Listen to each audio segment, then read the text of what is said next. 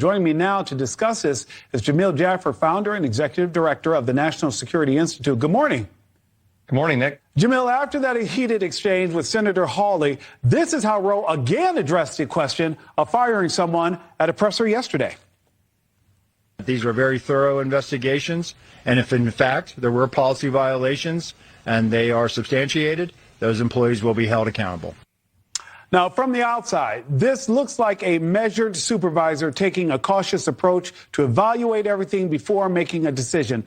But do you think someone needs to be fired, or is it possible this was really just a flaw in protocol and it's not any particular person or the agency's fault? Well, Nick, if it is a flaw in protocol, it's a hard to imagine flaw in protocol. You had a sniper just a few hundred feet from the president, former president of the United States, a candidate for office, on a rooftop. You had counter snipers being deployed to this event for the first time at one of the former president's events. Luckily, they were there. You didn't have drone coverage over the site, even though they were offered by local law enforcement.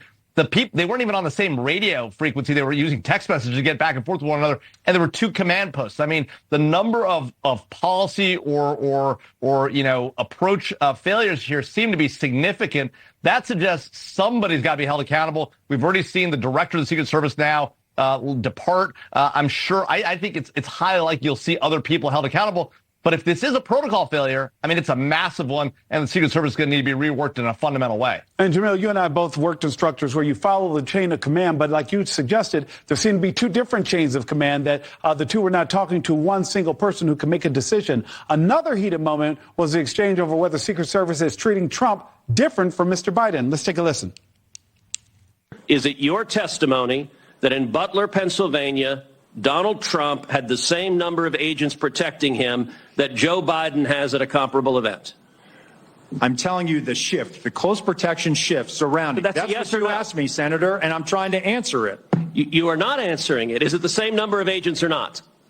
Senator, there is a difference between the sitting president of the United States. Then what's the difference? The difference? 2x, 3x, 5x, National 10x? Command Authority to launch a nuclear strike, sir. I'm not other assets how many more travel agents? with the president that the former president will not get.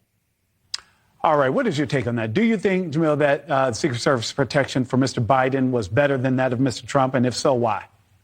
Well, look, I mean, the fact of the matter is, as Acting Director Rowe is trying to say, you have a sitting president. They're always going to get more protection than a former president. That's just the reality of the situation. Even if that former president is a candidate for future office, it's been that way forever. Maybe it shouldn't be that way. But we do expect that there is a lesser threat to a former president than there is to a sitting president. And as Acting Director Rowe is pointing out, the current president travels with a whole military detail as well. Protect the nuclear football, the codes that Director Rowe was talking about. So Senator Cruz knows this. He was trying to bully Director Rowe there. He's making a fair point, which is, should a former president who's highly controversial and running for office get the same amount of protection? It's clear he doesn't today. They haven't, historically. And the only question is, should they? And everyone knows this. That looking back at Butler is not the answer to that question.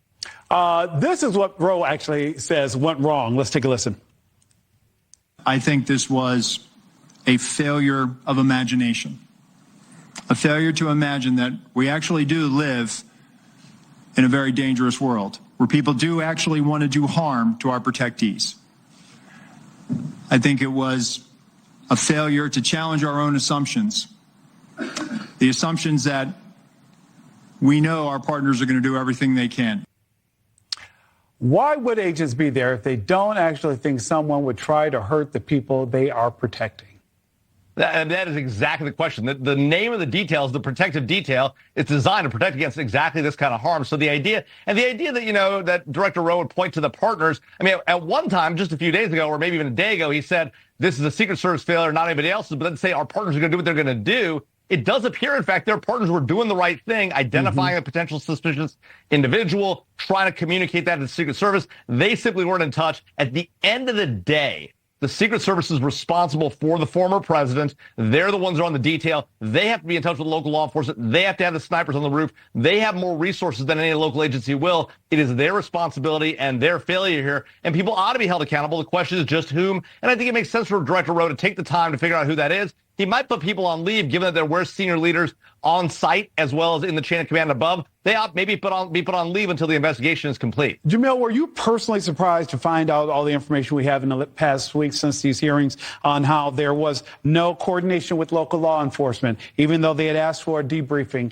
that they were not on the same radio channel, and that when local law enforcement told them, hey, we don't have the manpower to secure the perimeter, why things move forward anyway? Because one of the lingering questions is why Mr. Trump was allowed to take to the stage even after Thomas Matthew Crooks had been identified as a suspicious person.